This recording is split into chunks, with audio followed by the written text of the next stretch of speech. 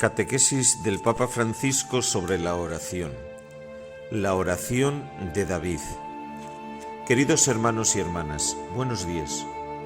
En nuestro itinerario de catequesis sobre la oración, hoy encontramos al rey David. Predilecto de Dios desde que era un muchacho, fue elegido para una misión única que jugará un papel central en la historia del pueblo de Dios y de nuestra misma fe. En los Evangelios, a Jesús se le llama varias veces Hijo de David. De hecho, como él, nace en Belén. De la descendencia de David, según las promesas, viene el Mesías, un rey totalmente según el corazón de Dios, en perfecta obediencia al Padre, cuya acción realiza fielmente su plan de salvación. La historia de David comienza en las colinas en torno a Belén, donde pastorea el rebaño de su padre Jesé. Es todavía un muchacho, el último de muchos hermanos. Así que cuando el profeta Samuel, por orden de Dios, se pone a buscar el nuevo rey, parece casi que su padre se haya olvidado de aquel hijo más joven. Trabajaba al aire libre. Lo imaginamos amigo del viento, de los sonidos de la naturaleza, de los rayos del sol. Tiene una sola compañía para confortar su alma, la cítara, y en las largas jornadas en soledad le gusta tocar y cantar a su Dios. Jugaba también con la honda. David, por lo tanto, es ante todo un pastor, un hombre que cuida de los animales, que los defiende cuando llega el peligro, que les proporciona sustento. Cuando David, por voluntad de Dios, deberá preocuparse del pueblo, no llevará a cabo acciones muy diferentes respecto a estas. Es por eso que en la Biblia la imagen del pastor es recurrente. También Jesús se define como el buen pastor. Su comportamiento es diferente de aquel del mercenario. Él ofrece su vida a favor de las ovejas, las guía, conoce el nombre de cada una de ellas. David aprendió mucho de su primera ocupación. Así, cuando el profeta Natán le recrimina su grave pecado, David entenderá inmediatamente que ha sido un mal pastor, que ha depredado a otro hombre de la única oveja que él amaba, que ya no era un humilde servidor, sino un enfermo de poder, un furtivo que mata y saquea. Un aspecto característico presente en la vocación de David es su alma de poeta. De esta pequeña observación deducimos que David no ha sido un hombre vulgar, como a menudo puede suceder a los individuos obligados a vivir durante mucho tiempo aislados de la sociedad.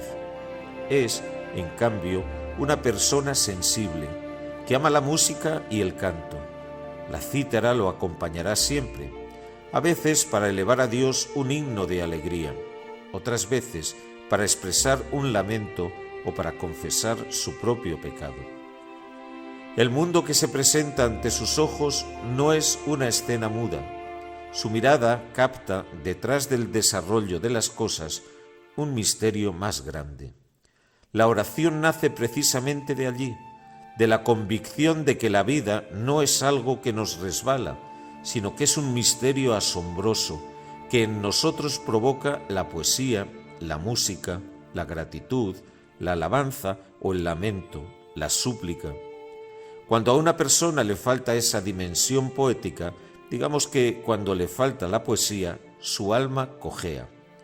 La tradición quiere por ello que David sea el gran artífice de la composición de los salmos. Estos llevan a menudo, al inicio, una referencia explícita al rey de Israel y a algunos de los sucesos más o menos notables de su vida. David tiene un sueño, el de ser un buen pastor.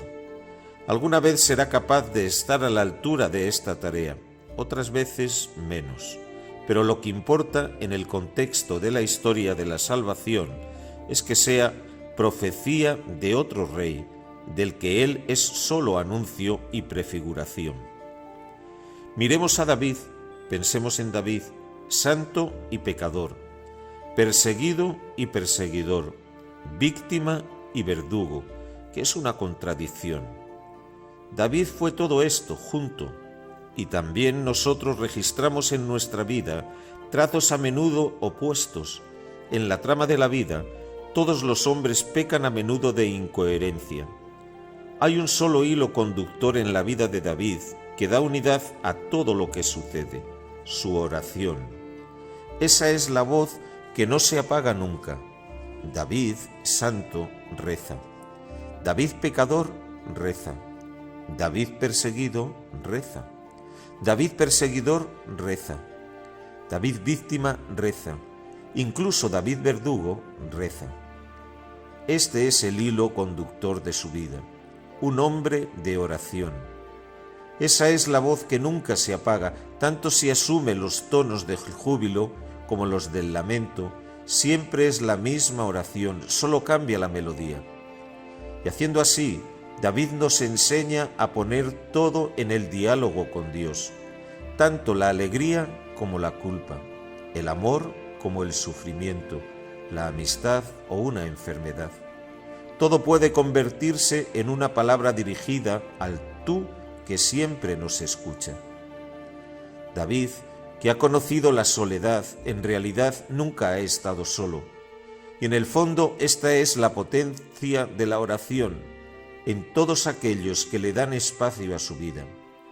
La oración te da nobleza, y David es noble porque reza. Porque es un verdugo que reza, se arrepiente, y la nobleza vuelve gracias a la oración. La oración nos da nobleza. Es capaz de asegurar la relación con Dios, que es el verdadero compañero que camina con el hombre en medio de los miles avatares de la vida, buenos y malos, pero siempre la oración. Gracias, Señor. Tengo miedo, Señor. Ayúdame, Señor. Perdóname, Señor. Es tanta la confianza de David que cuando era perseguido y debió escapar, no dejó que nadie lo defendiera. Si mi Dios me humilla así, Él sabe, porque la nobleza de la oración nos deja en las manos de Dios, esas manos plagadas de amor, las únicas manos seguras que tenemos.